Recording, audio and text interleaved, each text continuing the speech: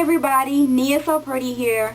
Today I'm going to be doing like an actual for real video, not just the type of video that's about hairstyles or how I do my hair, or something like that, something on the surface. This is actually something deep, y'all. Actually did some real research, and so this is going to be one of those type of videos. As you guys know, I am now 6 months natural. 6 months since I've done my BC. And next month, my 7-month mark being natural, or maybe even before my 7-month mark, but sometime in the future or near future, I would like to straighten my hair.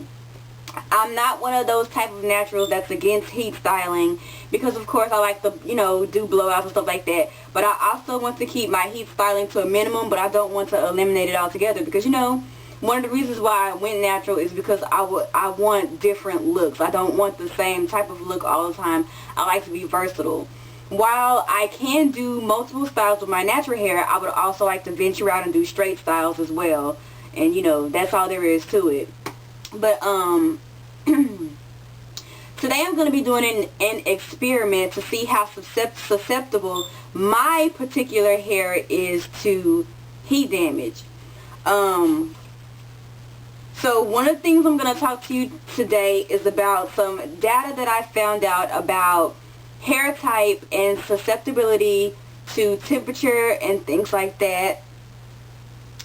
And I'm also going to do a before and after shots of strands of my own hair from being in its natural state to being flat ironed, and then I'm going to put those flat ironed pieces in water and kind of rustle them up, whatever, to see if they revert back to their natural state. I'm going to do some that have no heat protectant on it, and I'm going to do some that do have heat protectant on it to see if it makes a difference on whether it's, going to revert or not. And this is just a recap of my experiences thus far. I have a flat iron. My flat iron is just this little small flat iron that I purchased from a local beauty supply store. It claims to be a ceramic iron. I've also, done research, and I found some websites that say that it would be best to stay away from consumer brand flat irons, like the flat irons that you can find like Target or Walmart, things like that. And it's best to buy a professional flat iron like Chi and FHI and all those expensive brands.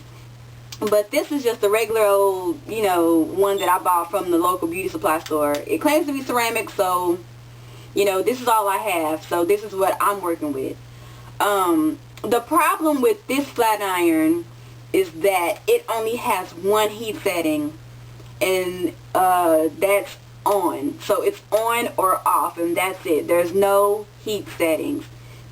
This flat iron in particular goes up to 400 degrees Fahrenheit. And at first I was a little leery to use this. This is why I'm doing the experiment, because I'm very leery to use this flat iron, because in my opinion 400 degrees Fahrenheit is a lot of heat. So I'm doing this experiment to see whether my hair can take this particular heat setting. But I've done some research, and this is what I found. I went to this one website, and I've also found it in other different websites or whatever, but this is one of the ones that I came across that it seemed a little bit more in depth as far as information goes. So I just decided to use this particular hair care website. The name of the website is Follica.com.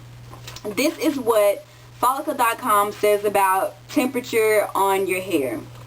It says that if you have normal hair, it would be best to use heat between 360 degrees Fahrenheit to 380 degrees Fahrenheit. It says that if you have very coarse, thick, curly, or ethnic hair, You should use between 380 degrees Fahrenheit to 410 degrees Fahrenheit.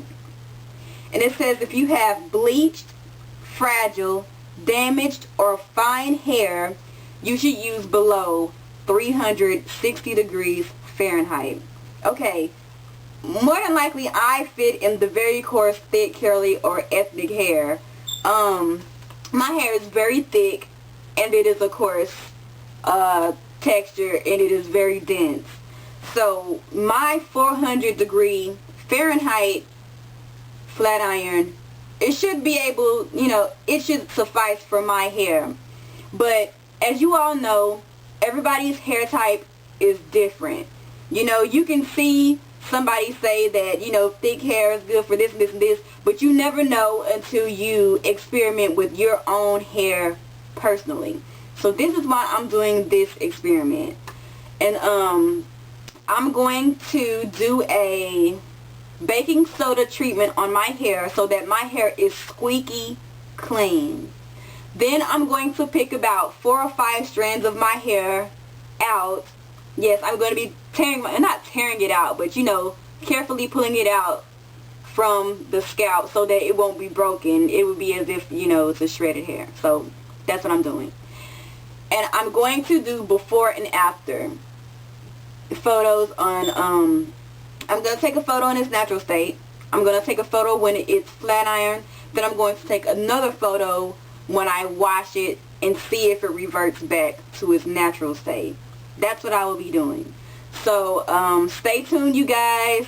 I hope this experiment is successful because I want to make sure that this is a choice that I should be making on whether to flat iron my hair or not, because as all of you know who have gone on your natural journey, it takes a lot to go natural.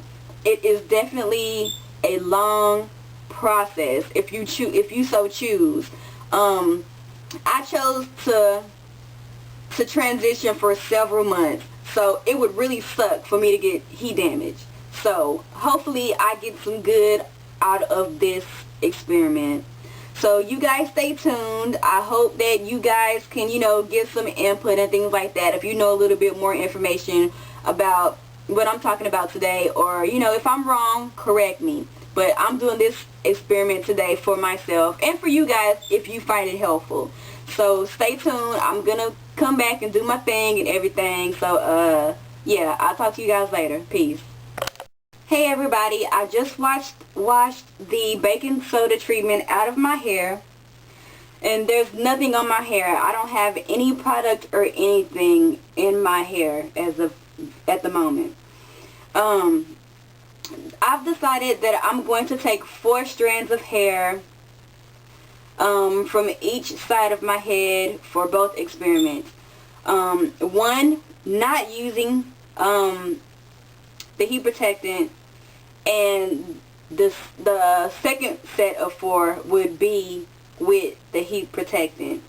And the reason why I'm taking 4 strands out for each group is because because many of us have different textures in our hair. And for me, I also have multiple textures. The front of my hair is looser than the rest of the hairs on my head, and it's a little bit finer than the rest of my hairs as well.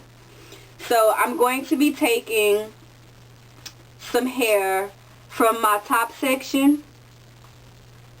My back and my sides are pretty much uniform, but I noticed that the back of my hair is tighter, and it's also a different curl pattern than the sides.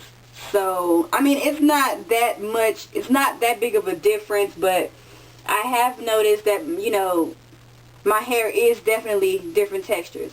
So, I'm going to take some hair from the front, from the right side of my head, from the back, and from the left side of my head.